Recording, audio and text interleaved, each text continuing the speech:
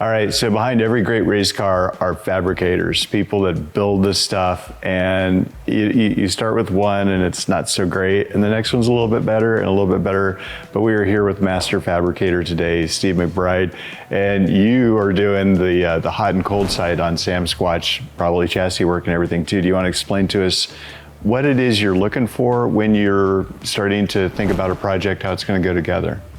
So starting a project, kind of look into, I build it visually. Yeah. So I get the car here in my possession and kind of build a visual picture of exactly what the tubing or whatever I'm fabricating will look like. Okay. And from there, I can order material and be pretty spot on of what I needed via my mental picture to real world. Like I see some pie cuts here on this thing where you're like, okay, you know, I had to get this radius to be able to make it around this part of the chassis or this part of the engine. Tell us some of the key things about that. The pie cuts make things nice. You can get a lot tighter or different radiuses, you know, that a bent piece of tube doesn't offer.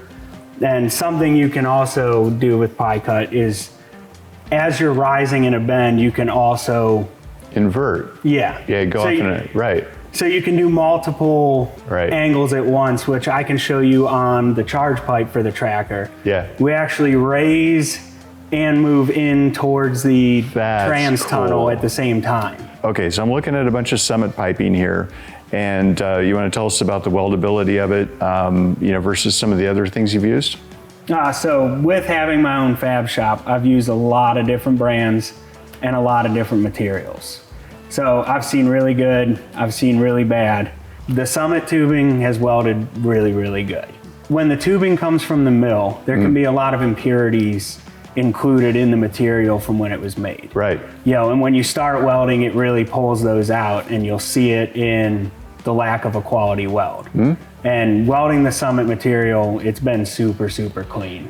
Good stuff. Do you mind showing us some of your handiwork? Yeah, absolutely. Cool. All right, I'll move out of your way here.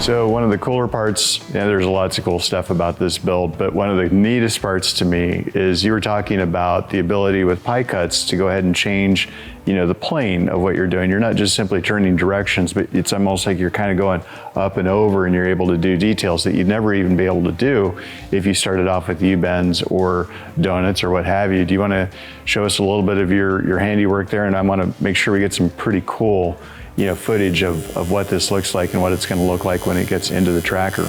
So the advantage with pie cuts is being able to attack multiple angles at the same time.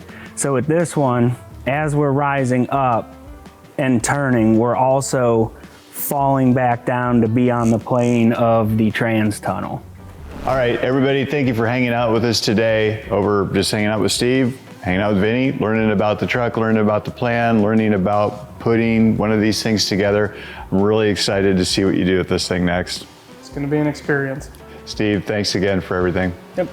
All right, so with that, be sure to like, subscribe, ring the bell, and we'll see you later.